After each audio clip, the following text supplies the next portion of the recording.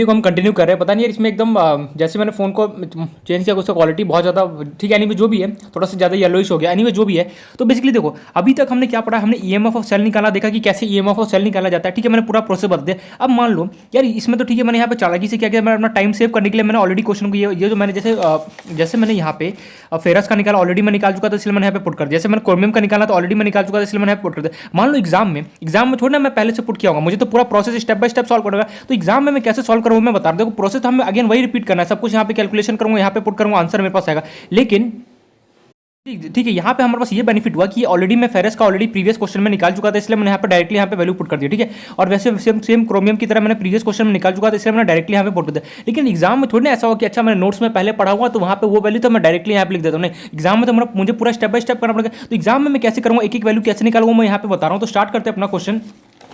तो अगर मुझे एग्जाम में आ गया, ठीक है, एग्जाम में अगर मान लो यही क्वेश्चन अगर आ गया इस टाइप से, तो मैं कैसे करूँगा, मैं पूरा स्टेप बाय स्टेप बता रहा हूँ। देखो ईएमएफ ऑफ सेल निकालना है तो उसका फॉर्मूला मेरे पास सेकेंड मेथड, ठीक है, second method by Nernst equation उस, ठीक है, एक वो तो एकदम लॉन्ग प्रोसीजर। इससे बचने के लिए मेरे पास एक शॉर्टकट भी प्रोसीजर है। ठीक है, वो एनीवेज वो तो तुम एग्जाम में अगर आ भी गया तो तुम एक एक करके सबका वैल्यू निकाल के यहाँ पे पुट कर दोगे। लेकिन इसका एक शॉर्टकट है, नर्स इक्वेशन से हम निकालेंगे। लेकिन एक शॉर्टकट यहाँ पे बहुत कमाल का शॉर्टकट है। उसने एक नर्स इक्वेशन ने बोला ठीक है तुम इतना मेरा इक्वेशन को यूज करके तुम एक एक प्रोसेस निकालते हो फिर पुट करते हो, लेकिन मैं तुम्हें एक शॉर्टकट देना चाहता हूँ। मेरी फॉर्मुले से उसने एक शॉर्टकट दिया। तो शॉर्टकट उसने क्या दिया देखना ध्यान से, दोनों में से जो अच्छा मेथड है वो कर सकता है। ये थोड़ा टाइम ज्यादा यहाँ पे कंज्यूम करता है, और ये जो सेकंड मेथड है ना सेम वही हम नर्स इक्वेशन में करना है। लेकिन यहाँ पे क्या होगा, थोड़ा सा टाइम है ना वो फटाफट जल्दी क्विकली सॉल्व हो जाएगा। कैसे सॉल्व कर देखना, हमारे पास ईएमएफ ऑफ सेल निकलना है। फॉर्मूला क्या होता है हमारे पास नर्स इक्वेशन का ई नॉट ऑफ सेल माइनस 0.059। देखो फॉर्मूला बहुत इंपॉर्टेंट है, प्लीज याद, इतना बार मैंने यहाँ पे रिपीट हो चुका है कि I hope so formula learn करना स्टार्ट हो गया होगा।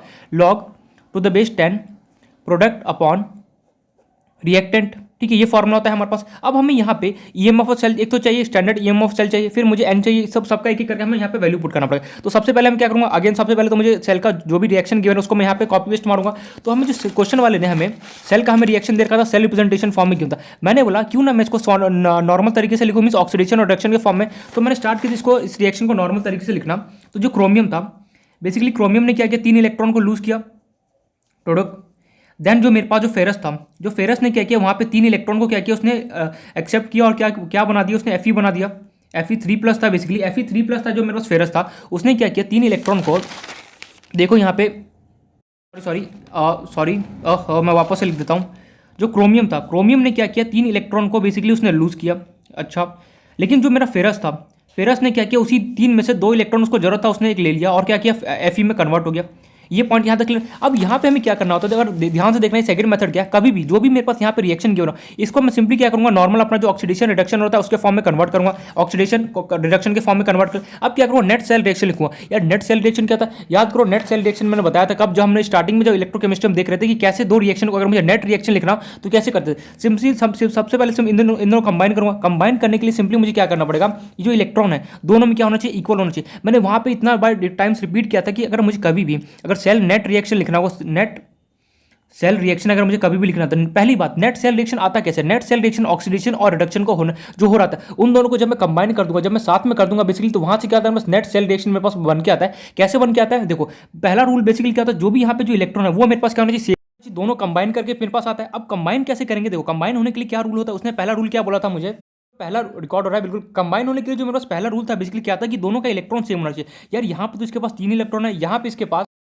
पास 3 इलेक्ट्रॉन है, लेकिन यहाँ पे इसके पास 2 इलेक्ट्रॉन। आप दोनों को सेम कैसे किया जाए, अगर हमें पता है मैथमेटिक्स में हम देख चुके हैं, अगर मान लो किसी के पास 3 है और किसी के पास 2, आप इन दोनों को सेम करना है तो सबसे बेस्ट क्या है, जो इसका कोफिशिएंट है वो इसको दे दो, 3 से इसको मल्टीप्लाई कर दो, और जो ये इसका जो कोफिशिएंट है वो इसको दे दो 2, तो 3 2 6 3 2 6 दोनों 2 सेम हो गया। तो सिंपली मैं क्या करूँगा, इसका नाम दिया फर्स्ट, इसका नाम दिया सेकंड, मैं क्या कहूँगा मल्टीप्लाई, देखना ध्यान से यहाँ पे कंसेप्ट भी आएगा छोटा सा, मल्टीप्लाई फर्स्ट इक्वेशन बाय, इसको मैं पूरे इक्वेशन को 2 से मल्टीप्लाई करूँगा, एंड मल्टीप्लाई कुछ नहीं एकदम शॉर्टकट है, multiply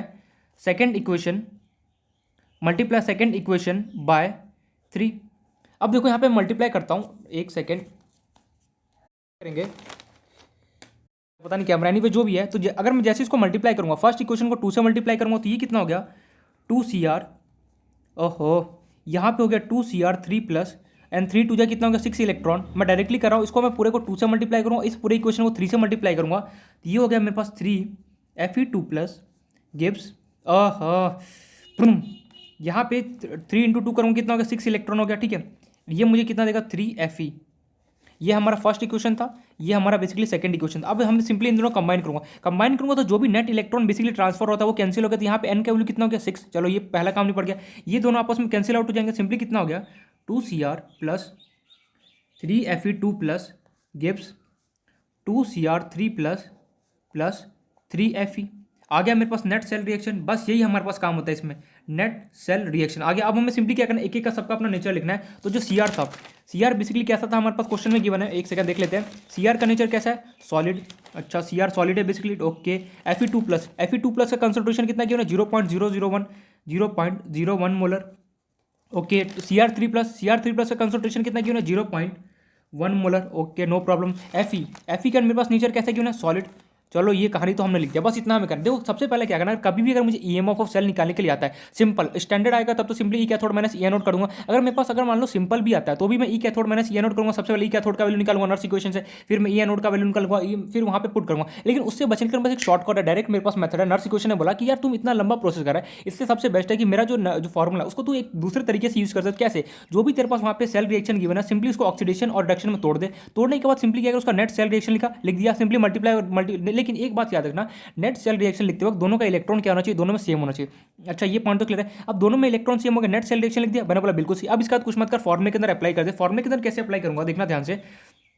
e of cell is equal to, सबसे पहला मेरा फॉर्मूला क्या था ई नॉट। अब यार ई नॉट का मेरे पास वैल्यू क्या होगा, देखो फॉर्मूले में मेरे पास क्या था E not of cell. E not of cell में स्टैंडर्ड पोटेंशियल ऑफ सेल यहाँ पे, और मुझे वैल्यू कितना गिवन है -0.75। और देखो ये मेरे पास रिडक्शन पोटेंशियल गिवन है, फिर ऑक्सीडेशन चार्ज बेसिकली घट रहा है, means reduction potential as it is यहाँ पे गया, copy paste -0.75 volt minus 0.059 divide by N का वैल्यू मेरे पास कितना था 6, ओके। लॉग यहाँ पे दिख रहा है कमाल का नोट 10 प्रोडक्ट। यहाँ पे प्रोडक्ट क्या बना, बस मैं इतना जानना चाहता हूँ। ये यहाँ पे प्रोडक्ट तो दो बन रहा है, एक तो Cr3 प्लस बन रहा है, एक Fe नहीं, क्रोमियम भी मिल रहा है, मेरा फेरस भी नहीं।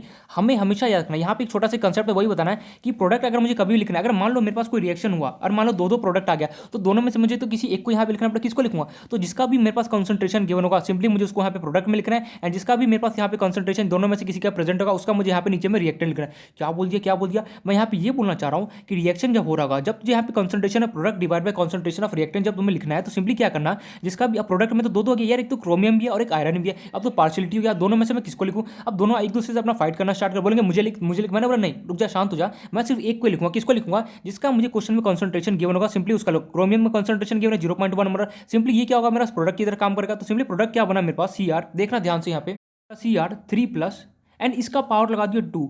ओ भाई साहब ये क्या कर दिया, मैंने अभी भी जस्ट कुछ टाइम पहले बताया, उसी का मैंने यहाँ पे यूज़ करा। मैंने एक एक पॉइंट जो भी बताया ना मैं उसका सबका यहाँ पे यूज़ कर रहा हूँ। देखो मैंने क्या बताया था, अगर कभी भी मेरे पास अगर कभी भी प्रोडक्ट बन रहा है और उसके बगल में अगर मेरे पास कभी भी बैलेंस कोएफिशिएंट प्रेजेंट होगा, तो सिंपली क्या होगा, वो उसके पावर में चला जाता है। यार मतलब मैं ये बोलना चाह रहा हूँ, फॉर एग्जाम्पल अगर मान ले A प्लस B कंबाइन होकर मान ले तुझे 2C प्लस 2D दे रहे हैं, एंड मान ले इसका तुझे कंसंट्रेशन गिवन है 0.1 कुछ भी, एंड मान ले इसका तेरे पास कंसंट्रेशन गिवन है दिस। अगर तू रिएक्शन क्वेश्चन लिखना चाहेगा, रिएक्शन क्वेश्चन मींस क्यू क्या होगा, प्रोडक्ट अपॉन क्या होता है रिएक्टेंट। तो प्रोडक्ट कौन बना, अब ये प्रोडक्ट तो CB बन रहा है और DB बन रहा है। अब मैं दोनों में से किसको लूँ, तो दोनों में से तो उसके लोगा जिसका तेरे पास कंसंट्रेशन प्रेजेंट होगा। तो देखो हमारे पास कंसंट्रेशन किसका प्रेजेंट है, D का कंसंट्रेशन प्रेजेंट है तो D लिखा। लेकिन यहाँ पे मेरे पास कभी भी अगर मान लो कभी भी मैं प्रोडक्ट अपॉन रिएक्टेंट कर रहा हूँ, रिएक्शन कोएफिशिएंट लिख रहा हूँ, और उसके अंदर कभी भी मेरे पास अगर प्रोडक्ट के बगल में रिएक्टेंट के बगल में बैलेंस कोएफिशिएंट प्रेजेंट होगा, मींस कोएफिशिएंट इसको हम बोलते हैं केमिस्ट्री में स्टोइकोमेट्रिक कोएफिशिएंट, क्या बोलते हैं उनको, स्टोइकोमेट्री, स्पेलिंग देख लेना जो भी होता है, स्टोइकोमेट्रिक कोएफिशिएंट बेसिकली बोला जाता है। या फिर बस इतना दिमाग में याद रखना कि कभी भी प्रोडक्ट अपॉन रिएक्टेंट का अगर उसके बगल में मेरे पास कभी भी कोएफिशिएंट प्रेजेंट होगा, इन दैट केस क्या होगा, वो उसके पावर में चला जाएगा। यार पावर में चला जाएगा, इसको मैं कैसे लिखूँ, लिख लेना यहाँ पे नोट डाल के, इंपॉर्टेंट पॉइंट मैं ऑलरेडी बता चुका हूँ, ये फिर भी एक बार लिख लेना। अगर प्रोडक्ट एंड रिएक्टेंट के पास बैलेंस कोएफिशिएंट होगा, बैलेंस कोएफिशिएंट प्रेजेंट हो देन वो पावर में जाता है, हमेशा याद रखना। अगर कभी कोई पूछे, मान ठीक है, कोई जर्नल ऐसे कोई पूछ ले, कोई जर्नल उसके लिए बैठा और किसी ने टेस्ट मार दिया, अच्छा ये बता मुझे रिएक्शन क्वेश्चन क्या होता है, और मान लो तुम्हें बोल दिया कि A plus B gives 2C मुझे दे रहा है, तो सिंपली मुझे बता प्रोडक्ट यहाँ पे क्या बन रहा है, C बन रहा है। इसके बगल में अगर कभी भी मेरे पास अगर उसके बगल में कभी भी मेरे पास बैलेंस कोएफिशिएंट प्रेजेंट होगा तो हमेशा क्या जाएगा, पावर में जाएगा। फॉर एग्जांपल यहाँ पे प्रेजेंट नहीं है तो सिंपली जिसका भी यहाँ पे अगर मान लो दो प्रोडक्ट है, दो रिएक्टेंट गिवन है, अब उन दोनों में से किसको चूज करो, तो जिसका भी मुझे यहाँ पे कंसंट्रेशन प्रेजेंट होगा सिंपली मुझे उसको यहाँ पे चूज करना है। जो भी यहाँ पे बैलेंस कोएफिशिएंट जिसके बगल में गिवन होगा वो क्या होगा, उसके पावर में जाएगा। तो आई होप ये कंसेप्ट समझ में आ गया होगा कि अगर कभी भी मेरे पास अगर मैं रिएक्शन क्वेश्चन लिख रहा हूँ, मीन प्रोडक्ट अपॉन रिएक्टेंट लिख रहा हूँ, तो इन दैट केस अगर मान लो मेरे पास दो दो प्रोडक्ट और दो दो रिएक्टेंट है तो मैं किसको लिखूंगा, जिसका मुझे कंसंट्रेशन प्रेजेंट है सिंपली मैं उसको प्रोडक्ट, अगर प्रोडक्ट में कौन सा किसका कंसंट्रेशन प्रेजेंट है, क्रोमियम का, वो लिखूंगा। अगर उसके बगल में कभी भी मेरे पास बैलेंस कोएफिशिएंट प्रेजेंट होगा वो क्या होगा, इन दैट केस उसके क्या होगा, पावर में जाएगा। ठीक है, आई होप क्लियर हो गया पॉइंट। अब हम चलते हैं रिएक्टेंट। रिएक्टेंट में क्या, एक तो फेरस है और एक कॉपर है। अब ये दोनों आपस में फाइट कर रहे, बोले कि मुझे लिख, मैंने बोला नहीं, दोनों में से मैं किसी एक को लिखूँ। किसको लिखूंगा, जिसका मेरे पास कॉन्सेंट्रेशन प्रेजेंट है। यहाँ पे कॉन्सेंट्रेशन किसका, क्रोमियम का तो प्रेजेंट नहीं है, फेरस का प्रेजेंट है तो कितना 0.001, तो फेरस मेरे पास क्या होगा, या फिर मैं आयरन बोल सकता, बोला फेरस क्यों बोल रहा हूँ, बोला आयरन बोलो। ठीक है, जो यहाँ पे आयरन होगा बेसिकली वो बोलेगा कि जिसका कॉन्सेंट्रेशन मुझे प्रेजेंट है, किसका, Fe का प्रेजेंट है, तो सिंपली मैं Fe लिखूंगा। Fe कितना है, उसको चार्ज कितना 2 प्लस। एंड देखो यहाँ पे क्या मैंने बोला कि जिस अगर मेरे पास अगर कोई भी प्रोडक्ट अपॉन रिएक्टेंट अगर मैं लिख रहा हूँ एंड इन दैट केस अगर उसके पास उनके पास अगर बैलेंस कोएफिशिएंट प्रेजेंट है, ये क्या होता है, वो पावर में चलेगा। तो आयरन के पास कितना जाएगा, 3 हो गया। तो क्रोमियम के कितना 2, तो 2 का पावर हो गया। आयरन के पास कितना, Fe2 प्लस कितना हो गया, इसका पावर कितना हो गया, 3 हो गया। दैट्स इट, बस यही था यहाँ पे कंसेप्ट कि अगर मान लो कभी भी, अगर मान लो कभी भी मैं रिएक्शन क्वेश्चन लिख रहा हूँ, मीन प्रोडक्ट अपॉन रिएक्टेंट अगर मैं लिख रहा हूँ, इन दैट केस अगर मेरे पास दो प्रोडक्ट या फिर दो रिएक्टेंट आ जाता है तो मुझे किसको लिखना है, जिसका कॉन्सेंट्रेशन प्रेजेंट होगा सिंपली मैं उसको यहाँ पे नोट डाउन करूंगा। एंड अगर उसके बगल में अगर बैलेंस कोएफिशिएंट प्रेजेंट होगा वो क्या होगा, उसका पावर में चला जाएगा। हमेशा याद रखना, अगर कभी भी ये दो कोएफिशिएंट या फिर अगर मान लो एक भी अगर मान लो A प्लस बी गिव्स मान लो तुम्हें 2C दे रहा है, अगर एक भी अगर मान लो अगर तुम्हें प्रोडक्ट एक भी अगर प्रोडक्ट बन रहा है, अगर उसके बगल में अगर कभी भी बैलेंस कोएफिशिएंट होगा तो हमेशा क्या होगा, जैसे C लिखा उसका पावर कितना जाएगा, 2 चला जाएगा। बोलना चाह रहा हूँ कि अगर कभी भी मेरे पास अगर मैं लिखूं प्रोडक्ट अपॉन रिएक्टेंट लिखूं और इन दैट केस अगर उनके पास अगर मान लो कि बैलेंस कोएफिशिएंट प्रेजेंट होगा, वो क्या होगा, हमेशा क्या होगा, पावर उसके उनके ऊपर क्या होगा, पावर चलेगा। तो हो गया। अब हम सिंपली क्या वैल्यू लिखते हैं, माइनस 0.75 वोल्ट। मुझे भी जीरो बोलने का आता तो क्या रियलिटी में 0.75 बोला जाता है। 0.75, अरे यार वोल्ट क्यों लिख दिया, 0.75 लिखो काफ़ी है। 0.0059 डिवाइड बाय 6 लॉग 10 क्रोमियम का बेसिकली कंसंट्रेशन कितना है, 0.1। अब मैं 0.1 को अगर मैं इसको 10 के फॉर्म में कन्वर्ट करूँ, कैसे करूँगा, अब ये भी बता चुका, 1 लिखा 10। अब इसके बगल में जीरो कितना है, सिर्फ एक। 1 इंटू जीरो कितना है, 1, तो कितना है 1 इंटू 10 की पावर -1, तो फाइनली कितना हो गया 10 की पावर माइनस। तो 0.1 को बेसिकली मैं क्या लिख सकता हूँ, 10 की पावर -1। तो यहाँ पे हो गया 10 की पावर -1 के पावर कितना, होल स्क्वायर मुझे गिवन है। देन Fe2 प्लस का कंसंट्रेशन कितना है मुझे गिवन था, Fe2 प्लस का कंसंट्रेशन गिवन है 0.001। तो 0.001 को बेसिकली मैं 10 के फॉर्म में कन्वर्ट करूँ, कितना हो गया 1, नंबर जो भी लिखो 10। अब इसके बाद जीरो कितना 2, तो कितना हो गया 10 की पावर -1 इंटू कुछ भी करो तो कितना हो गया 10 की पावर -2। देखो यहाँ पे 10 के फॉर्म में कन्वर्ट करना हमें अच्छे से आना चाहिए, कैसे करते हैं आई होप तो समझ में आ गया होगा। जो भी नंबर गिवन है यहाँ पे लिखो, मल्टीप्लाई बाय जितने जीरो और 10 की पावर कर दो, दैट्स इट, मेरा क्या होगा 10 के फॉर्म में कन्वर्ट हो जाएगा। तो Fe का कंसंट्रेशन कितना हो गया 10 की पावर -2 का होल स्क्वायर। अब इसको सॉल्व करते हैं, basically -0.75 minus 0.059 divide by 6 log 10।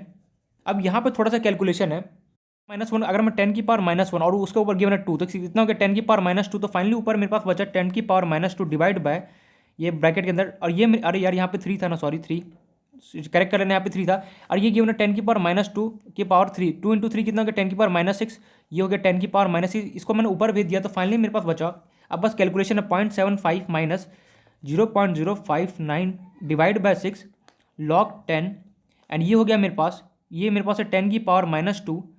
अगर ये ऊपर मेरे पास गया तो कितना हो गया 10 की पावर 6। अब हमें पता है कि कभी भी अगर दो सेम बेस होता था, हम ऑलरेडी डिस्कस कर चुके हैं, अगर मेरे पास कभी भी दो सेम बेस होता है, इन दैट केस उसका पावर क्या होता है, ऐड हो रहा होता है। तो सिंपली यहाँ पे गिवन है 10 की पावर -2 10 की power 6, in that case in दोनों का पावर ऐड हुआ, कितना हो गया 10 की पावर -2 प्लस कितना हो गया 6, -2 प्लस 6 कितना हो गया 10 की पावर 4। तो यहाँ से फर्दर मेरे पास हो गया 0.75 माइनस 0.059 डिवाइड बाय 6 लॉग 10 की पावर कितना हो गया मेरे पास 10 की पावर 4। अब हमें पता है लॉग में अगर कभी भी पावर अगर मेरे पास प्रेजेंट होती है, क्या होता है मेरे पास लॉग के आगे शिफ्ट हो जाता है। तो ये हो गया मेरे पास -0.75 माइनस 0.059 डिवाइड बाय 6 इंटू कितना हो गया 4 लॉग 10 टू द बेस कितना हो गया 10। अगर कभी भी लॉग दोनों का पावर और दोनों बेस सेम हो जाए कितना होगा 1 हो जाता है। तो सिंपली इसको मैं और सॉल्व करूंगा, ये इक्वल टू लगाना मैं भूल गया, इक्वल टू। तो फाइनली यहाँ से हो गया मेरे पास -0.75 माइनस 0.059 डिवाइड बाय 6 इंटू कितना हो गया 4, और ये बेसिकली कितना हो गया 1। लिखो ना लिखो कोई फर्क नहीं पड़ता। अगर मैं इसको सॉल्व करूँ क्या हो रहा है इस कैमरा को, अगेन अगर मैं यहाँ पे 0.059 को अप्रॉक्सीमेटली अगर मैं मान लो 0. कितना हो गया 06 अगर मैं मान लेता हूँ, तो सिंपली कितना हो गया ये 0.75, ये minus as it is minus 0.06 divide by 6 multiply by कितना हो गया 4। अगर ये 6 है, अब अगर मैं इसको सिंपली डिवाइड करूँ 0.001, अरे यार 0.006 डिवाइड बाई 6 करूँगा कितना हो गया 0.061 जाए कितना हो गया 6, तो फाइनली मेरे पास आ गया -0.75 माइनस 0.01 इंटू 4 करो कितना हो गया -0.004। इसको सॉल्व करो तो ये हो गया मेरे पास -0.75 माइनस 0.04470, ये फाइनली मेरे पास निकल के आ गया।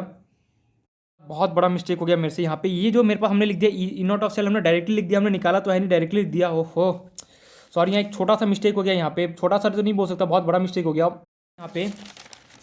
अरे यार मैं ये जो हमने लिखा यहाँ पे जो हमारे पास formula E not of cell हमने लिख दिया डायरेक्टली -0.75। यार कैसे डायरेक्टली लिख दिया भैया? ई नॉट ऑफ सेल हमें यहाँ पे क्वेश्चन में किसका हमें लेना है? हमें तो ई नॉट ऑफ सेल बेसिकली क्या, तो स्टैंडर्ड ईएमएफ ऑफ सेल होता है। हमें जो क्वेश्चन में गिवन है, क्या हमें क्वेश्चन में कहीं पर भी ई नॉट ऑफ सेल हमें डायरेक्टली गिवन है? सबका अपना अलग अलग गिवन है इंडिविजुअली, तो सिंपली मुझे ई नॉट ऑफ सेल निकालना पड़ता, फिर उसके बाद मुझे यहाँ पे क्या पुट करना पड़ता इस फॉर्मूले के अंदर में सिंपली, तब उसके बाद मुझे पुट करना पड़ता ना यहाँ पे।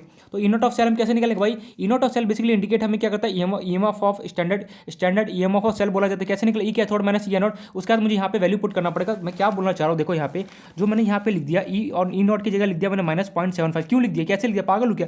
ये कैसे हम लिख सकते हैं? इसको लिखने के लिए अगर मुझे ई नॉट ऑफ यहाँ पे अगर सेल लिखना, वो होता है क्या, स्टैंडर्ड ईएमएफ ऑफ सेल होता है बेसिकली, बिल्कुल सही। तो यार उसको निकालना पड़ेगा ना मुझे। मैंने यहाँ पे स्टैंडर्ड ईएमएफ ऑफ सेल निकाला क्या है? ये तो मैंने यहाँ पे सिंपली किसी एक का वैल्यू यहाँ पे पुट कर दिया, जबकि यहाँ पे दोनों वैल्यू पुट है। तो सिंपली हमें यहाँ पे क्या करेक्ट कर लेना है। यहाँ पे मेरे पास यहाँ पे स्पेस नहीं है, तो मैं यहाँ पे इसको कट करके यहाँ पे लिख लेना करेक्ट करके। मैं यहाँ पे लिख रहा हूँ ई नॉट ऑफ सेल जो बेसिकली होगा वो किसके इक्वल होगा मेरे पास, E not of cathode minus E not of anode के इक्वल होगा यहाँ पे बेसिकली। अब हमें रिएक्शन में देखना है कैथोड कौन है और एनोड कौन है, तो सिंपली हम ऑलरेडी देख चुके हैं। ये बेसिकली एनोड की तरह काम कर रहा है क्रोमियम, और ये बेसिकली जो फेरस है वो क्या रहा है, कैथोड की तरह काम कर रहा है। तो मेरे पास कैथोड कौन होगा, जो फेरस है ये Fe, तो इसका कितना वैल्यू गिवन है -0.45। क्या मेरे पास ये रिडक्शन पोटेंशियल गिवन है। यहाँ पे हमें जो वैल्यू पुट करना होता है आरपी पुट करना होता है। तो मैंने देखा चार्ज मेरे पास घट रहा है, चार्ज मेरे पास घट रहा है तो मीन्स आरपी होगा। तो ये हो गया मेरे पास फाइनली -0.45 माइनस ई एनोड बेसिकली कौन था मेरे पास, क्रोमियम। तो बेसिकली यहाँ पे इसको चेक करना है, ये मुझे यहाँ पे रिडक्शन पोटेंशियल गिवन है या फिर ऑक्सीडेशन। तो मैंने देखा चार्ज घट रहा है मीन्स रिडक्शन पोटेंशियल। तो यहाँ पे कितना हो गया -0.75। इसको मैं सॉल्व करूँगा तो ये हो गया मेरे पास 0.45 माइनस कितना हो गया प्लस 0.75। जब इसको सॉल्व करोगे 0.75 में से अगर मैं 0.45 को सब्ट्रैक्ट कर दूँ, 5 में से 5 गया 0, 7 में से 4 गया 3, 0.30। तो फाइनली मेरे पास कितना हो गया 0.30। ई नॉट ऑफ सेल मेरे पास कितना आ गया 0.30। इसको यहाँ पे कट करके कर लेना 0.30। ओहो 0.30, हर एक जगह जहाँ पर भी ई नॉट ऑफ सेल लिखा हो ना 0.75, इसको कट करके 0.30 कर लेना। यहाँ पे हो गया 0.30, अगेन यहाँ पे हो गया 0.30, कट करके सॉरी हम 0.30 एंड अगेन मेरे पास यहाँ पे कितना हो गया 0. अच्छा वो अभी देख लिया वरना प्रॉब्लम हो जाता है 0.30 ठीक है करेक्ट कर लिया। बेसिकली मैंने यहाँ पे किया क्या, मैं यहाँ पे क्या बोलना चाह रहा हूँ, मैं यहाँ पे ये बोलना चाह रहा हूँ जो मेरे पास ई नॉट ऑफ सेल है यहाँ पे फॉर्मूला पुट करना है। ठीक है, ई नॉट ऑफ सेल जो मैं यहाँ पे फॉर्मूला पुट करूँगा बेसिकली वो क्या होगा, ये ई नॉट ऑफ सेल यहाँ पे मतलब क्या standard EMF of cell basically होता है। अब यार स्टैंडर्ड ईएमएफ ऑफ सेल तो मुझे निकालना पड़ेगा ना क्वेश्चन, मुझे तो यहाँ पे कहीं पर भी स्टैंडर्ड ईएमएफ ऑफ सेल नहीं निकला, सबका अपना इंडिविजुअली गिवन है, लेकिन मुझे तो ईएमएफ ऑफ सेल चाहिए दोनों का, तो दोनों का चाहिए तो कैसे निकला ई कैथोड माइनस ई एनोड, वही मैंने यहाँ पे किया है साइड में मैंने कर दिया ई कैथोड माइनस ई एनोड। कैथोड कौन था मैंने उसका ये लिख दिया यहाँ पे, एनोड कौन था उसका मैंने यहाँ पे लिखा एंड सिंपली इसको सॉल्व किया तो 0 कितना गया 30 आ गया, सिंपली यहाँ पे मैंने पुट कर दिया।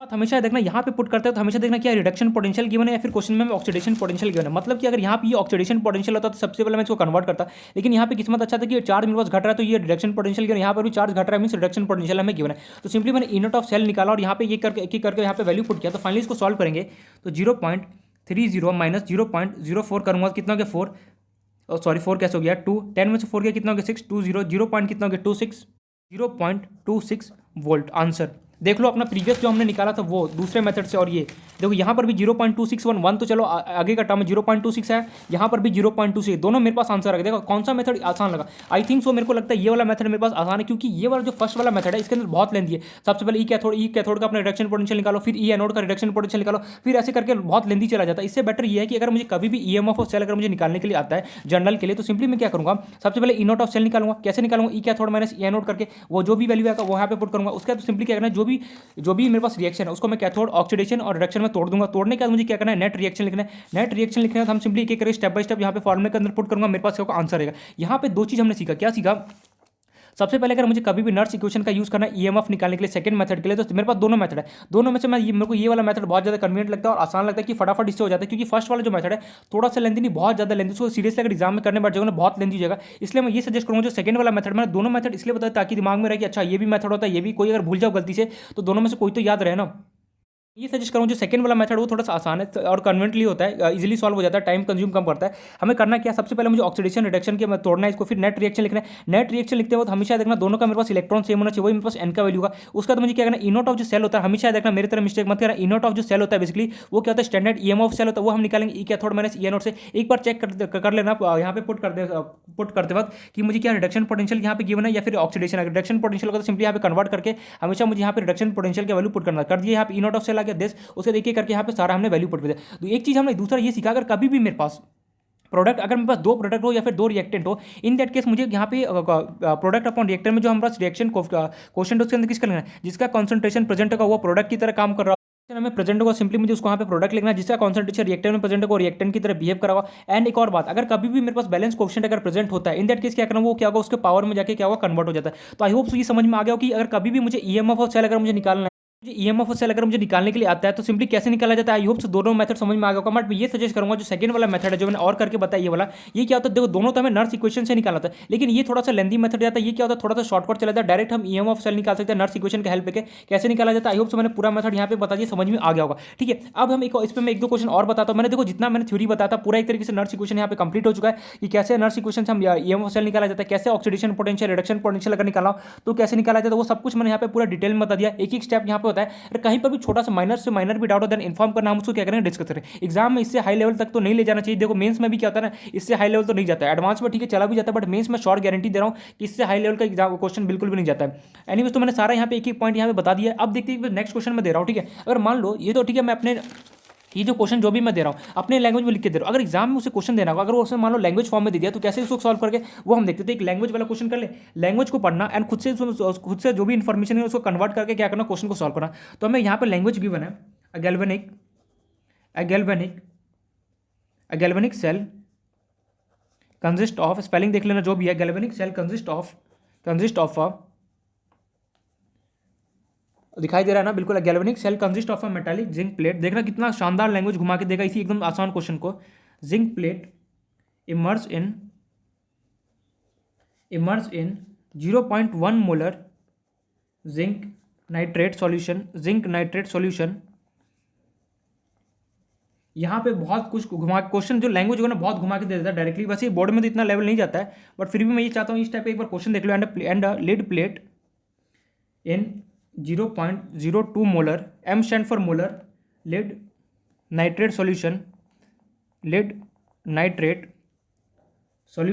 Calculate the EMF of cell at room temperature and write all the chemical equation for the electrode reaction। And हमें क्वेश्चन में और गिवन है E0 Zn2+ से जब वो जिंक में कन्वर्ट हो रहा है उसका मुझे E0 मुझे गिवन है सिंपली -0.76 वोल्ट। एंड जो PV लीड है जो PV2+ से PV में जब कन्वर्ट हो रहा है तो उसका मुझे गिवन है यहाँ पे standard EMF 0.13 volt. Question solve करो, ये रहा हमारे पास क्वेश्चन को प्रेडिक्ट करके सोचो यहाँ पे क्या क्या मेरे पास बन रहा होगा, कैसे इसको सॉल्व किया जाएगा, खुद से एक बार प्रेडिक्ट करना और क्वेश्चन को कोशिश करना सॉल्व करने का। तो मैं इस क्वेश्चन को बेसिकली मैं होमवर्क तो नहीं देना चाहता, क्योंकि अगर होमवर्क दे दिया तो फिर पता नहीं हो पाएगा फिर नहीं दे दिया जाए। चलो इसको होमवर्क दे देना, एक बार खुद से एक बार अटैम्प्ट तो करो, देखता हूँ मैं अटैम्प्ट हो पाता है कितना यहाँ पे समझ में आता है। कहीं से नेट से कहीं से कोशिश मत करना हेल्प लेने का, क्योंकि नेट से हेल्प अभी ले लो एग्जाम में नहीं ले पाओ, इसलिए बोलो कि नेट से कहीं से हेल्प मतलब ईमानदारी से बाय हार्ट क्या करना, क्वेश्चन को सॉल्व करना। अब यहाँ तो बेसिकली तो ये पूरा हमने नर्स इक्वेशन यहाँ पे हमने अपना पूरा कंप्लीट कर लिया कि नर्स इक्वेशन हम कैसे यूज़ करते हैं। कभी भी अगर मुझे ऑक्सीडेशन पोटेंशियल निकालना है फिर रिडक्शन पोटेंशियल निकालना हो किसी भी नॉर्मल का, अरे at any concentration at any temperature and concentration पर अगर मुझे कभी भी ऑक्सीडेशन पोटेंशियल या फिर रिडक्शन पोटेंशियल निकालना हो, ईएमएफ निकालना हो कैसे भी, तो कैसे निकाला जाता है वो हमने पूरे से स्टेप बाय स्टेप देखा। आई होप सो समझ में आ गया हो। कहीं पर भी छोटा सा माइनर टू माइनर भी डाउट ना देन इन्फॉर्म करना, हम उसको डिस्कस कर लेंगे, ठीक है। अब मैं यहाँ पे ढेर सारा क्वेश्चन देने वाला हूँ, बहुत सारे यहाँ पे क्वेश्चन देने वाला हूँ, सीरियसली मतलब कि 15-20 क्वेश्चन देने वाला हूँ। उससे पहले यहाँ पे एक छोटा सा टॉपिक है, उसको मैं एक बार कंप्लीट करूँ, उसके बाद मैं फिर ढेर सारे यहाँ पे क्वेश्चन देने वाला हूँ, ठीक है। तो नेक्स्ट जो हमारा टॉपिक है बेसिकली, एक बार क्या मैं इसका डेरिवेशन बता दूँ कि कैसे मेरे पास नर्स इक्वेशन है, या फिर कोई मतलब नहीं रहा यार नर्स इक्वेशन बता, डेरिवेशन बताने का कोई मतलब नहीं, क्योंकि आने तो वाला नहीं, बोर्ड में कोई पूछने वाला कि डेराइव करके बताओ नर्स इक्वेशन। तो एनीवेज ठीक है, तो मैं डेरिवेशन नहीं बता रहा हूँ। अगर फिर भी लगे कि हाँ डेरिवेशन मुझे जरूरत है, एक बार बता देना, मैं बता दूंगा, ठीक है। अब हमारा जो नेक्स्ट जो लास्ट टॉपिक है इसका नर्स इक्वेशन का, वो है हमारा equilibrium constant for equilibrium constant for कहा था ना 11th क्लास का, थोड़ा सा यहाँ पे यूज हो रहा है केमिकल इक्विलिब्रियम का, उसी से रिलेटेड एक टॉपिक है equilibrium constant for Nernst equation short form में लिखा है मैंने इक्यूएन। बेसिकली ये बोलना क्या चाहते देखो, equilibrium constant for Nernst equation का मतलब क्या, हमें एक बात पता है, अभी भी जस्ट कुछ टाइम पहले पढ़ गया है, डेल्टा जी अगर लेस देन जीरो होता है, इन दैट केस मेरे पास कैसा रिएक्शन होता है, स्पॉन्टेनियस हो रहा होता है। डेल्टा जी अगर मेरे पास ग्रेटर देन जीरो होता है, उस टाइम रिएक्शन कैसा होता है, नॉन स्पॉन्टेनियस रिएक्शन होता है। वहीं अगर डेल्टा जी अगर मेरे पास जीरो में हो जाए, इन दैट केस वो रिएक्शन कैसा होता है, इक्विलिब्रियम कंडीशन पर अटेंड हो जाता है। मैंने बोला बिल्कुल सही, means delta G less than zero का यार कैसा रिएक्शन बोलेगा, spontaneous. Delta G greater than zero का तो क्या बोलेगा, नॉन स्पॉन्टेनियस रिएक्शन है। डेल्टा जी अगर मान लो जीरो हो गया, इन दैट केस तो क्या बोलेगा कि रिएक्शन कैसा, इक्विलिब्रियम कंडीशन पर मेरे पास अटेंड है। तो वही यहाँ पे नर्स इक्वेशन ने क्या बोला कि अगर मान लो मेरे पास कोई रिएक्शन अगर इक्विलिब्रियम पोजीशन पर अगर मेरे पास अटेंड है, इन दैट केस अगर मुझे उसका ईएमएफ निकालना है तो कैसे निकालेगा वो हमें यहाँ पे सिखाया जाता है। या फिर अगर उसका इक्विलिब्रियम कांस्टेंट अगर मुझे निकालना है, देखो यहाँ पे मेन मकसद क्या है कि जो हमारा कोई भी रिएक्शन अगर इक्विलिब्रियम पोजीशन पे अगर बैठा हुआ है, ठीक है, अटेंड कर चुका है, अगर इन दैट केस अगर मुझे जानना है कि यार उसका इक्विलिब्रियम कांस्टेंट क्या कितना है, वो कैसे निकालेंगे, वो हमें यहाँ पे नर्स इक्वेशन सिखाता है यार। मतलब मैं यहाँ पे ये जानना चाहता हूँ, अगर मान लो कोई रिएक्शन है मेरा, देखो इसका मैं कोई थ्योरी नहीं दिखा रहा, मैं डायरेक्ट यहाँ पे फॉर्मूला बताने वाला हूँ। मान लो मेरे पास कोई रिएक्शन है, वो इक्विलिब्रियम कंडीशन पे अटेंड कर चुका है, मींस जो स्टेबल चाहिए था वो स्टेबल एकदम पहुंच चुका है, ठीक है। अब किसी के दिमाग में ये आया कि यार वो उसको जो इक्विलिब्रियम कांस्टेंट है, मींस जो कांस्टेंट पे पहुंचा, उसके पास जो कांस्टेंट पे उसके पास क्या क्या इन्फॉर्मेशन है, अगर मुझे जानना है कि वो जो कांस्टेंट है कैसे पहुंचा, उसका इक्विलिब्रियम कांस्टेंट कितना होगा, वो सब अगर मुझे निकालना है तो कैसे निकालेंगे, उसी को निकालने के लिए हम कहते हैं नर्स इक्वेशन का हम यूज करते हैं। कैसे यूज करेंगे वो हमें यहाँ पे देखना है। लैंग्वेज लिखता हूँ, एट इक्विलिब्रियम, हमें पता है एट इक्विलिब्रियम पे डेल्टा जी का वैल्यू क्या होता है, जीरो होता है। At equilibrium delta G equal to क्या होता है, जीरो। एंड याद करो डेल्टा जी का फॉर्मुला क्या होता था यार, डेल्टा जी का फॉर्मुला गिव्स फ्री एनर्जी या फिर स्टैंडर्ड फ्री एनर्जी का फॉर्मुला क्या होता था, minus N F E cell. लेकिन ये किसके लिए होता है, स्पॉन्टेनियस के लिए। अगर जर्नल लिखना चाहो तो क्या होता है, N F E cell, N F of E cell equal to क्या होगा, zero. Means at equilibrium condition पे मेरे पास डेल्टा जी का वैल्यू क्या था, जीरो था। या फिर मैं एन ऑफ ई क्या बेसिकली बता ई एम ऑफ सेल, अगर वही स्टैंडर्ड अगर मैं लिखना चाहूँ तो क्या होगा, N F E not of cell equal to क्या होगा, जीरो। मतलब कि यार एट इक्विलिब्रियम पोजीशन पर जो मेरा डेल्टा जी होता है उसका वैल्यू क्या था, जीरो होता है। या फिर मैं और क्या बोल सकता हूँ, N F E cell equal to क्या था, zero. E cell basically E M of cell को रिप्रेजेंट कराता है नॉर्मल, एंड और ई नॉट लगा देता हूँ standard E M of cell को बेसिकली यहाँ पे रिप्रेजेंट कराता है। आई होप सी पॉइंट करोगे। अब हम देखते हैं कि कैसे इक्विलिब्रियम कांस्टेंट को निकाला जाता है, वो हम यहाँ पे देखना है। तो थोड़ा सा यहाँ पे डेरिवेशन है, जो नर्स इक्वेशन का फॉर्मूला है वो हम लिखेंगे। ईएमएफ ऑफ सेल अगर मुझे निकालना तो फॉर्मूला क्या होता है मेरे पास, E not of cell means standard EMF of cell minus है minus 0.0591 divide by N log product upon reactant. अब हमें पता है कि बात मैं बताना भूल गया, ठीक है। ये तो हमने डेल्टा जी से देखा, लेकिन हमने ई सेल से भी बता सकते हैं। देखिए मेरे पास रिएक्शन स्पॉन्टेनियस है या फिर नॉन स्पॉन्टेनियस, याद करो। E M F of cell से भी हम बता सकते हैं रिएक्शन कैसा स्पॉन्टेनियस हो रहा है या फिर नॉन स्पॉन्टेनियस। याद करो, अगर ई एम ऑफ सेल अगर मेरे पास greater than zero, E cell greater than zero, in that case reaction कैसा हो रहा था, स्पॉन्टेनियस। और ई सेल अगर लेस देन जीरो हो रहा था, इन दैट केस रिएक्शन कैसा हो रहा था, नॉन स्पॉन्टेनियस। वहीं अगर मेरे पास ई ऑफ सेल अगर मेरे पास जीरो हो जाए, इन दैट केस रिएक्शन कैसा होता है, इक्विलिब्रियम। तो यहाँ पे मैं एक और पॉइंट ऐड कर सकता हूँ, एट इक्विलिब्रियम पे डेल्टा जी को zero and E of cell भी जो होता है वो भी क्या होता है, हमारे पास जीरो होता है। ये सब ऑलरेडी हम डिस्कस कर चुका है कि जो गिफ्ट फ्री एनर्जी के अंदर कि इक्विलिब्रियम पोजीशन के अंदर मेरे पास जो डेल्टा जी का वैल्यू होता है वो भी जीरो होता है। एंड जो ई ऑफ सेल होता है means E M of cell जो होता है ना, वो भी क्या होता है, बेसिकली मेरे पास जीरो होता है, ठीक है। ये पॉइंट क्लियर है। अब हम वही देखना चाह रहे हैं जो इक्विलिब्रियम पोजीशन पर जो इक्विलिब्रियम कांस्टेंट होगा ना, उसका क्या मेरे पास कितना वैल्यू होगा, वो हमें यहाँ पे फाइंड आउट करना है। तो कैसे करेंगे, नर्स इक्वेशन का हेल्प लेके हम फाइंड आउट करेंगे। तो यहाँ पे हमें पता है एट इक्विलिब्रियम देखो, इक्विलिब्रियम का वर्ड का सीधे सीधे मतलब stable. At equilibrium we know that E of cell जो मेरे पास होता है ना, वो क्या होता है, मेरे पास जीरो होता है। वही मैं यहाँ पे पुट करूँगा, ई ऑफ सेल की जगह मैंने जीरो लिखा। ये formula as it is, E not of cell minus 0.0591 divide by N log. अब यहाँ पे एक और बात, जो हमारे पास जो क्यू होता है, क्यू याद करो क्या होता है, रिएक्टेंट कोशेंट होता था। वो बेसिकली क्या होता है, प्रोडक्ट अपॉन रिएक्टेंट होता है बेसिकली। यार जो मैंने अभी भी जस्ट बताऊँ, जो हमारे पास रिएक्शन कोशेंट जो होता है बेसिकली, वो किसके इक्वल होता है, प्रोडक्ट अपॉन रिएक्टेंट के इक्वल होता है। मैंने बोला बिल्कुल सही। तो यहाँ पे मैं, लेकिन इसको हम बेसिकली क्यू ना बोल के हम एक और चीज़ यहाँ पे रिप्लेस करते हैं इसको, K C equals to product upon reactant. या तो मैं ये लिखूँ, या तो मैं क्यू लिखूँ, या फिर के सी लिखूँ, दोनों का एक ही मतलब होता है। के सी का मतलब होता है यहाँ पे हमारा इक्विलिब्रियम कांस्टेंट। हमें बस इसी का हमें वैल्यू निकालना है। यार क्या बोला मैं यहाँ पे ये बोलना चाहता हूँ प्रोडक्ट अपॉन रिएक्टेंट होता है, ठीक है। अब मान लो ये इक्विलिब्रियम पोजीशन पे अटेंड कर, मींस वहाँ पे जैसे इक्विलिब्रियम कंडीशन पे अटेंड होंगे, यहाँ पे कंसंट्रेशन क्या होगा, जितना एकदम स्टेबल हो जाएगा, ना बढ़ेगा ना घटेगा, एकदम क्या होगा, कांस्टेंट हो जाएगा। बिल्कुल सही। तो वही मैं, हमें बस उसी का वैल्यू निकालना है केसी का, कि अगर इक्विलिब्रियम कंडीशन पे पहुंच जाए, इन दैट केस जो मेरे पास सॉल्यूशन है उसका कंसंट्रेशन क्या होगा, उसी कंसंट्रेशन को ना बोल के हमने क्या बोला, इक्विलिब्रियम कांस्टेंट बोला, कि क्या होगा मेरे पास इक्विलिब्रियम कंडीशन के अंदर। तो हमारे पास प्रोडक्ट अपॉन रिएक्टेंट को मैं केसी भी बोलूँ या फिर क्यू बोलूँ, क्या होता है, दोनों सेम ही होता है। क्यू बोलो तो वो भी रिएक्शन क्वोशिएंट होता है, एंड केसी बोलूंगा तो क्या होगा, इक्विलिब्रियम कांस्टेंट होता है। दोनों का मतलब वही होता है, प्रोडक्ट अपॉन रिएक्टेंट। तो यहाँ पे मैं प्रोडक्ट अपॉन रिएक्टेंट को जगह सिंपली मैं क्या लिख रहा हूँ, केसी। अब मुझे केसी का वैल्यू चाहिए। केसी की वैल्यू क्या कैसे निकालेंगे, सिंपली मैंने क्या किया, तो ये पूरा टर्म इसको मैंने यहाँ पे राइट साइड में भेज दिया, सॉरी लेफ्ट साइड में भेज दिया। तो यहाँ माइनस था, यहाँ पे आके क्या होगा, positive 0.0591 divide by N log K C equal to कितना बचा मेरे पास, ई नॉट ऑफ सेल। अब मुझे केसी का वैल्यू चाहिए। केसी का अगर मुझे वैल्यू चाहिए तो सिंपली क्या लिखा मैंने, देखो यहाँ पे देखना ध्यान से, log K C as it is. यहाँ पे बेस 10 है, ठीक है। यहाँ पे बेस लगेगा, भूल गया लिखना, नहीं मैं बेस भूला नहीं। अगर कुछ भी लॉग के नीचे अगर नहीं लिखा होता है तो समझ जाना उसका बेस क्या होता है, 10 होता है। तो लॉग कितना 10, बेस लिखना 10। मैंने सिंपली क्या किया, एन था, एन को यहाँ पे क्रॉस मल्टीप्लाई कर दिया। ये हो गया मेरे पास E not of cell multiply by, अरे यार एफ तो लगाना ही भूल गया, सॉरी बाय मिस्टेक सॉरी। एक सेकंड में यहाँ पे अगेन प्रीवियस क्वेश्चन में भी एफ लगाना भूल गया क्या मैं, नहीं प्रीवियस क्वेश्चन में तो सही है। फॉर्मूला हमें पहला वाला फॉर्मूला यूज़ करना चाहिए था, ये फॉर्मूला नहीं यूज़ करना था हमें, 0.059 वाला नहीं, जो अपना फर्स्ट जो फॉर्मूला था ना 2.303 RT वाला, वो वाला फॉर्मूला हमें यूज़ करना चाहिए था। शेट, यहाँ पे इसको कट करना पड़ेगा, ओहो सॉरी। ये हमें वो वाला फॉर्मूला से इसको डेराइव कर सकता है, इस फॉर्मूले से तो डेराइव ही नहीं होगा। इस ऑफ सेल इक्वल टू कितना होगा मेरे पास, ई नॉट ऑफ सेल, जो हमारा फर्स्ट जो फॉर्मूला था नर्स इक्वेशन का, 2.303 RT divide by n F log base to the log base 10 divide by product upon reactant. अब ई ऑफ सेल कितना होगा, मेरे पास 0 लिखा मैंने, E not of cell minus 2.303 RT divide by n F log 10 product upon reactant की जगह मैं लिख सकता हूँ केसी, यही क्या होगा, इक्विलिब्रियम कांस्टेंट होगा। इसको पूरे को मैंने क्या कि लेफ्ट साइड भेजा, यहाँ पे कितना हो गया, 2.303 RT divide by n F equals to, अरे यार लॉग 10 टू द बेस के सी इक्वल्स टू कितना था मेरे पास, ई नॉट ऑफ सेल था basically.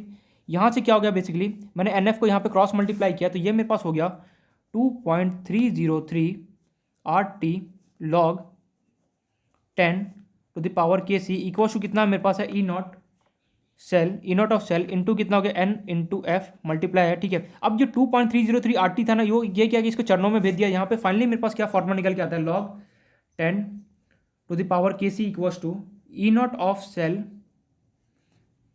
Multiply by n F divide by, ये जो पूरा था टर्म इसको नीचे भेज दिया, 2.303 RT। यही बेसिकली हमारा क्या होता है, इक्विलिब्रियम कांस्टेंट। अगर मुझे कभी भी इक्विलिब्रियम कांस्टेंट अगर मुझे निकालना है सिंपली, तो हम किससे निकालते हैं, क्वेश्चन में आ जाए कि इक्विलिब्रियम कांस्टेंट फाइंड आउट करो, तो सिंपली फॉर्मूला क्या होता है, E not of cell multiply by n F divide by 2.303 RT। और यही मेरे पास क्या होता है, केसी जो बेसिकली होता है, यही क्या होता है हमारे पास, इक्विलिब्रियम कांस्टेंट होता है। यार इक्विलिब्रियम कांस्टेंट हमें निकालने की जरूरत क्या पड़ा, देखो इक्विलिब्रियम कांस्टेंट हमें निकालने का ये जरूरत पड़ा, बेसिकली हुआ क्या यहाँ पे कि जो साइंटिस्ट वगैरह थे, अब उन्होंने बोला यार कि जो रिएक्शन है वो जो इक्विलिब्रियम कंडीशन पे अटेंड कर लेते हैं, ना तो कंसंट्रेशन घटेगा ना बढ़ेगा, ना इंक्रीज होगा ना डिक्रीज होगा, स्टेबल हो गया। मान लो कोई पर्सन वो स्टेबल हो गया, अब उसको क्या जरूरत है, कुछ छेड़खानी करने का, वो एकदम स्टेबल पोजीशन पर रहेगा। अब स्टेबल पोजीशन पर रहा तो उस केस में जो कितना कॉन्सेंट्रेशन होगा, अगर मुझे उसको निकालना तो उसे कैसे निकाला जाए, उसी को नाम दिया लोगों ने इक्विलिब्रियम कांस्टेंट केसी। केसी बेसिकली कहते हैं प्रोडक्ट अपॉन रिएक्टेंट बोलो या फिर रिएक्शन क्वोशिएंट क्या, प्रोडक्ट दोनों का मतलब क्या होता है, सेम ही होता है। तो यहाँ पे मैंने केसी से रिप्लेस कर दिया। यही हम यहाँ पे निकालने की कोशिश करते हैं कि E not of cell into multiply by n F divide by 2.303 RT, यही हमें क्या देता है, इक्विलिब्रियम कांस्टेंट का हमें वैल्यू देगा। अगर कहीं पर भी अगर मुझे निकालना पड़ गया इक्विलिब्रियम कांस्टेंट अगर मुझे निकालने को जरूरत पड़ता है तो सिंपली क्या होता है, मैं ये वाला फॉर्मुला को बेसिकली हम यूज किया जाता है। अब मैं इस पर देखो, मैं इक्विलिब्रियम कांस्टेंट पे क्वेश्चन नहीं बता रहा, बस सिंपली फॉर्मुला बता दिया, डेरिवेशन बता दिया। इसका क्वेश्चन जब मेरे पास जब आएगा तो मैं डेफिनेटली बताऊंगा लास्ट में, बट ये हमारे थोड़ा सा हाई लेवल का जो क्वेश्चन हो जाता है। बट ठीक है, फिर भी मैं इस पर एक क्वेश्चन जरूर शॉर्ट करा दूंगा कि यार कभी भी मुझे इक्विलिब्रियम कांस्टेंट अगर निकालना होता है, फॉर्मुला क्या होता है, E not of cell multiply n F divide by 2.303 RT। Derive करने के लिए दे सकता है एग्जाम में, डराइव द इक्विलिब्रियम कांस्टेंट। तो कैसे करेंगे, देखो जो हमारा मेन फॉर्मुला है नर्स इक्वेशन का, उसका हेल्प लेके हमें सिंपली क्या होता है, इसको हमें डराइव करना होता है। और हमें एग्जाम में अगर मान लो कि आगे derive derive the equilibrium constant, तो हम कैसे करेंगे, simply E not of cell equal this, हमें लिखना पड़ेगा जो भी लिखा at equilibrium we know that E of cell equal to 0, simply put किया, इसको राइट साइड में शिफ्ट किया, क्रॉस मल्टीप्लाई करके लिख दिया। एक और बात जो यहाँ पे मेन फैक्टर ये है कि हमें पता है इक्विलिब्रियम पे डेल्टा जी की वैल्यू 0 होता है, और हमारे पास जो ई ऑफ सेल जो होता है वो भी क्या होता है, मेरे पास बेसिकली 0 होता है। अगर डेल्टा जी ग्रेटर देन 0 का नॉन स्पॉन्टेनियस, डेल्टा जी अगर मेरे पास लेस देन 0 का तो क्या होगा, स्पॉन्टेनियस रिएक्शन होता है। अच्छे से पूरा डिटेल देखिए नर्स इक्वेशन का कि हमारे पास इक्विलिब्रियम कांस्टेंट अगर मुझे कभी भी निकालना होता है तो ये फॉर्मूला आता है। नर्स इक्वेशन को कैसे ईएमएफ निकाला जाता है, कैसे हमारे पास ऑक्सीडेशन पोटेंशियल रिडक्शन पोटेंशियल निकाला जाता है। तो यहाँ पे बेसिकली हमारा पूरा यहाँ पे नर्स इक्वेशन और जो हमारा बेसिक जो फर्स्ट पार्ट था वो अपना जो सिलेबस था इलेक्ट्रोकेमिस्ट्री का वो मोस्ट ऑफ जो पोर्शन था वो हमारा कंप्लीट हो गया। अब जो आएगा एक फैराडे लॉ होने वाला वो इंपॉर्टेंट है, और एक कोल्ड्रोसोव लॉ, वो दो हमारा लॉ इंपॉर्टेंट होगा। एंड बस अब थ्योरी बड़ा वो फटाफट क्या हो कंप्लीट हो जाएगा। तो यहाँ पे हमने पूरा अपना जो नर्स इक्वेशन था वो हमने पूरा यहाँ पे कंप्लीट कर लिया। अब यहाँ पे ढेर सारा क्वेश्चन देने वाला पूरा मिक्स करके कि जो सेल रिप्रेजेंटेशन कैसे कर, इसलिए मैंने वहाँ पे स्टार्टिंग में क्वेश्चन नहीं दिया, मैंने बोला था लास्ट में मैं बहुत सारे क्वेश्चन देने वाला, वही मैं यहाँ पे आप क्वेश्चन लिखना स्टार्ट करता हूँ। तो आई होप से यहाँ पे तक समझ में आ गया होगा। अगर मैं इसको समरी लिखना चाहूँ अभी तक जो भी हमने पढ़ा, अगर मैं उसको समरी बोलूँ तो समरी बेसिकली हम क्या बोलता है कि अरे यार एक सेकंड इस पेपर को ठीक करूँ, समरी लिखूँ। तो समरी बेसिकली हमें क्या बोलना चाहेगा कि जो हमारा अगर मुझे नर्स इक्वेशन, एक तो नर्स इक्वेशन है, ठीक है, नर्स इक्वेशन हम कब कब यूज करते हैं, जब हमें ऑक्सीडेशन पोटेंशियल निकालना हो, कभी भी रिडक्शन पोटेंशियल निकालना हो, कब at any temperature and concentration, या फिर अगर मुझे ईएमएफ निकालना हो तो बेसिकली हम कहते हैं नर्स इक्वेशन का हम बेसिकली यूज करते हैं। अगर मुझे स्टैंडर्ड ईएमएफ निकालना हो तो simply E not of cathode minus E not of anode निकालते हैं। हमने फिर ईएमएफ निकालने के दो मेथड पढ़ा, एक तो ई कैथोड माइनस ई एनोड से भी कर सकता हूँ, बट ये लॉन्ग प्रोसेस जाएगा। एक मैं डायरेक्टली भी कर सकता हूँ नर्स इक्वेशन का हेल्प लेके। आई होप सो पूरा नर्स इक्वेशन समझ में आ गया कि कैसे हम नर्स इक्वेशन का यूज करते हैं, क्या क्या हमारे पास क्या थ्योरी था, क्या फॉर्मुला था। फॉर्मुला हमारे यहाँ पे बहुत ज़्यादा हद से ज़्यादा इंपॉर्टेंट है, कैसे क्वेश्चन को सॉल्व किया जाता है। बस एक बार ध्यान से क्वेश्चन को एक पॉइंट जो गिवन है ना उसको यहाँ पे पढ़ना ध्यान से, क्वेश्चन इजीली सॉल्व हो जाए। अब हम क्वेश्चन का यहाँ पे जो मैं अब यहाँ पे मैं प्रैक्टिस करने के लिए कुछ क्वेश्चन दे रहा हूँ, कुछ नहीं बहुत सारे यहाँ पे क्वेश्चन दे रहा हूँ। इससे रिलेटेड अगर मेरे पास क्वेश्चन हो तो किस टाइप का हमारा क्वेश्चन बन सकता है वो हम यहाँ पे जो भी हमने पढ़ा है तो उसको पूरा मैं तरीके से लैंग्वेज फॉर्म में क्वेश्चन को देने की यहाँ पे कोशिश कर रहा हूँ। बोलना भूल गया कि अगर मैं लैंग्वेज फॉर्म में क्वेश्चन दे रहा हूँ उसका मतलब सिंपली वही जो हमने पढ़ा ना, सिंपली वही उसी से रिलेटेड होगा, घूमता फिरता है। लेकिन लैंग्वेज बस थोड़ा सा हाई फाई लैंग्वेज देगा तो उससे डरना नहीं है, एकदम आसानी से क्या होगा क्वेश्चन सॉल्व हो जाएगा। तो फर्स्ट क्वेश्चन रिप्रेजेंट मैं हैंडराइटिंग थोड़ा सा यहाँ पे गंदा होने वाला है तो इसलिए डरना मत, क्योंकि बहुत सारे क्वेश्चन मुझे देना है। Represent the galvanic cell in cell reaction galvanic cell को बेसिकली मुझे सेल रिएक्शन के अंदर रिप्रेजेंट करना है। Zn सॉलिड है वो बेसिकली Cu2 प्लस एक्वस के अंदर कन्वर्ट हो रहा है, एंड वो मुझे प्रोडक्ट दे रहा है Zn2 प्लस एक्वस, और उसके साथ साथ मुझे कॉपर सॉलिड बना है। इसको सेल रिप्रेजेंटेशन में रिप्रेजेंट करा है। चलो पहला पॉइंट क्लियर हो गया। दूसरा question electrochemical cell, short form में लिख रहा हूँ ECC, एंड नेक्स्ट इसी में एक नेक्स्ट व्हाट हैपेंस सोचना इस क्वेश्चन को थोड़ा सा, if external potential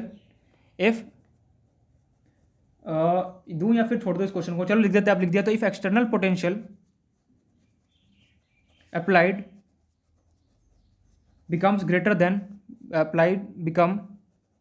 greater than, सोचना इस क्वेश्चन को थोड़ा सा, greater than E not of cell of electrochemical cell short form. ये बोला ये जा रहा है कि पहले तो डिफाइन करना इलेक्ट्रोकेमिकल सेल क्या था ऑलरेडी पता है। अब यहाँ पे ये बोल रहा है व्हाट क्या यहाँ पे क्या होगा अगर मेरे पास जो एक्सटर्नल जो ईएमएफ है, जो मैं बाहर से जो मैं अगर मान लो सर्किट में कुछ अगर पोटेंशियल अप्लाई करता हूँ, अगर मान लो वो ग्रेटर देन हो जाए किसी यूनिट ऑफ सेल से, इन दैट केस क्या होगा, सोचना इसको एक बार, ठीक है। मैं बताऊंगा नहीं क्या होगा, एक बार डायग्राम बनाना और सोचना यहाँ पे क्या होने वाला है। स्टैंडर्ड इलेक्ट्रोड पोटेंशियल, मैं ई नॉट लिख दूँ, ई नॉट का मतलब समझ जाओगे ना, standard electrode potential, the standard electrode potential for Daniell cell, Daniell language बस घुमा रहा है तुम्हें, बाकी सब जो भी हमने पढ़ा ना बस उसी से रिलेटेड है। इस 1.1 वोल्ट हमें गिवन है, कैलकुलेट, हमें बोला जा रहा है डेल्टा जी नॉट कैलकुलेट करो। डेल्टा जी नॉट पता है ये फॉर्मूला क्या था, minus NF E not of cell for the reaction, और रिएक्शन मुझे गिवन है Zn जो है सॉलिड, वो बेसिकली कॉपर के साथ Cu2 प्लस एक्वस के साथ क्या हो रहा है बना रहा है, एंड ये बेसिकली हमें प्रोडक्ट दे रहा है Zn2 plus aqueous and Cu solid. Faraday constant का वैल्यू लिख दो या फिर हो जाएगा, खुद से कर लेना। Next question, E nought for Daniell cell, मैं बोलने भी नहीं वाला ई नॉट क्या है basically, E nought for Daniell cell is 1.1 volt, चलो यही दे देता हूँ। Calculate the standard gives free calculate the standard, नहीं ये क्वेश्चन नहीं, ठीक है ये मैं तो ऑलरेडी रिपीट कर चुका हूँ, ये तो मैंने ऑलरेडी दे दिया। अरेंज करने वाला आता है ना रिड्यूसिंग पावर, ठीक है मैं लास्ट में क्वेश्चन दे दूंगा, लास्ट टाइम जब हम करेंगे पूरे चैप्टर डिस्कस उस टाइम बता, क्योंकि अभी बताने से कोई फायदा नहीं है। नेक्स्ट क्वेश्चन है calculate the calculate the EMF, calculate the EMF for the given cell at 25 degree Celsius. हमें रिएक्शन दे रहा है CR3+ में कन्वर्ट हो रहा है एंड 0.1 मोलर है बेसिकली। ये क्वेश्चन तो मैंने करा दिया यार, अरे यार शिट, चलो कोई नहीं, फिर से रिवाइज हो जाएगा। Fe2+, उसका कॉन्सेंट्रेशन मुझे गिवन है 0.01 मोलर, कन्वर्ट हो रहा है किसके अंदर, Fe के अंदर, एंड हमें गिवन है E0 ऑफ Cr3+ से Cr में बेसिकली जा रहा है, उसका मुझे गिवन है -0.74 वोल्ट। ये तो ऑलरेडी कर चुके हैं क्वेश्चन, ठीक है, प्रैक्टिस के लिए, ठीक है, कर लेना एक बार। E0 Fe2+ से बेसिकली Fe में कन्वर्ट हो रहा है, उसका मुझे गिवन है -0.44 वोल्ट। नेक्स्ट क्वेश्चन ये है, ठीक है, calculate the EMF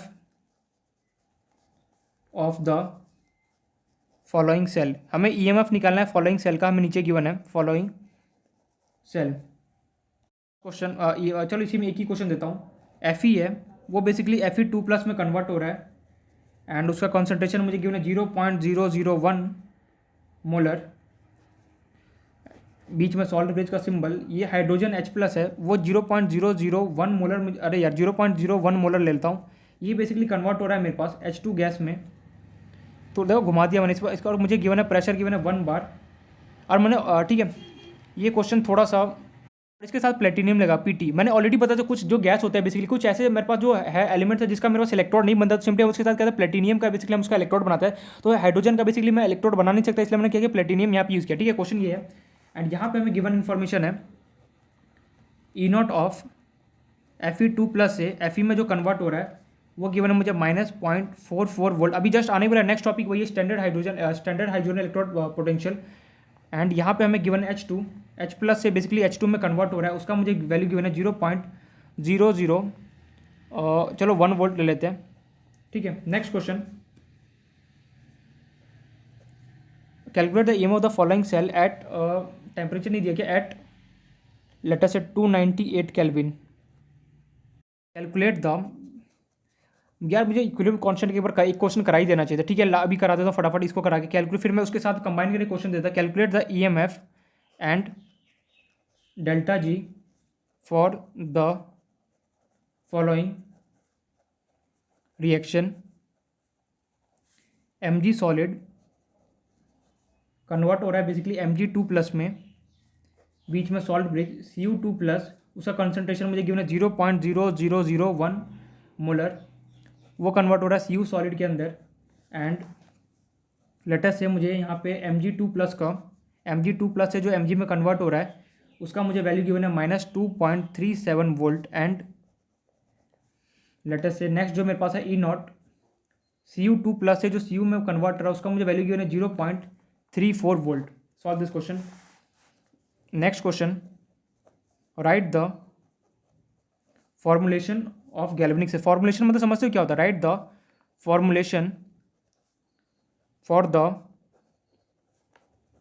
formulation for the given cell in the reaction. कभी भी आ जाए ना फॉर्मुलेशन लिखने के लिए समझ जाना उसका ऑक्सीडेशन एंड रिडक्शन पेयर मुझे अलग अलग लिखना है, ठीक है। रिएक्शन मुझे गिवन है Cu solid plus 2Ag plus aqueous, convert हो रहा है बेसिकली किसके अंदर, Cu2+ aqueous plus 2Ag solid के अंदर। मतलब कि मुझे यहाँ पे फॉर्मुलेशन बताना, ऑक्सीडेशन और रिडक्शन जो यहाँ पे हो रहा होगा जहाँ पर, उसका मुझे अलग अलग से क्या करना, रिएक्शन लिखना, दैट्स इट। तो यहाँ पे कुछ क्वेश्चन है, और भी यहाँ पे क्वेश्चन मुझे बहुत सारे यहाँ पे क्वेश्चन देना है, बट फिलहाल मुझे एक इक्विलिब्रियम कांस्टेंट यहाँ पे इक्विलिब्रियम कांस्टेंट जो केसी है उसका मुझे एक बार एक क्वेश्चन यहाँ पे करा देता हूँ, उससे जिससे क्या कि मैं साथ में थोड़ा एक दो क्वेश्चन कंबाइन करके दे दूँ, ठीक है। तो यहाँ पे इतना मैंने क्वेश्चन दिया, इसको कोशिश करना एक बार सॉल्व करने का। अब चलते अपना जो नेक्स्ट टॉपिक जिसका नाम है स्टैंडर्ड हाइड्रोजन इलेक्ट्रोड पढ़ना है बेसिकली, ठीक है। स्टैंडर्ड हाइड्रोजन इलेक्ट्रोड पोटेंशियल हमें पढ़ना है, उसके बारे में डिटेल में देखना है, बट उससे पहले मैं एक बार इक्विलिब्रियम कांस्टेंट का एक क्वेश्चन है वो मैं करा देता हूँ, उसके बाद फिर हम चलेंगे। उससे पहले मैं एक बार बताना था, मुझे एक बुक है, ठीक है, मैं बता दूंगा, वो एक बार लेना है, क्योंकि उससे क्या होगा, उससे जितने भी क्वेश्चन उसमें सब करना, प्रैक्टिस करना स्टार्ट, क्योंकि क्वेश्चन करने का टाइम आ चुका है। तो उसमें एक बुक बता दूंगा बेसिकली जो प्रीवियस ईयर आता है चैप्टर वाइज, ठीक है। चैप्टर वाइज बेसिकली क्या होता है, प्रीवियस ईयर क्वेश्चन आता है हर एक सब्जेक्ट का आता है। अरे यार वाइज प्रीवियस ईयर का जो क्वेश्चन आता है ना बेसिकली अरियन पब्लिकेशन का था या ज़्यादा बेटर रहता है अरियन का, वो ले लेना। उससे क्या हो डिफरेंट डिफरेंट टाइप्स में क्वेश्चन है, वो बेसिकली करना हमें क्या करना है, प्रैक्टिस करना स्टार्ट कर देना चाहिए। ठीक है, तो मैं ठीक है मैं आज इन्फॉर्म कर दूंगा। तो ये बेसिकली यहाँ पे क्वेश्चन स्टार्ट करते हैं अपना इक्विलिब्रियम कांस्टेंट, उसका यहाँ पे नर्स इक्वेशन पूरा कंप्लीट हो चुका है। उससे हम देखें अपना स्टैंडर्ड हाइड्रोजन इलेक्ट्रॉन पोटेंशियल हमें देखना है, लेकिन उससे पहले हम देख लेते हैं एक बार ये इक्विलिब्रियम कांस्टेंट जो हमने पढ़ा अभी फॉर्मूला पे क्वेश्चन देख लेते हैं।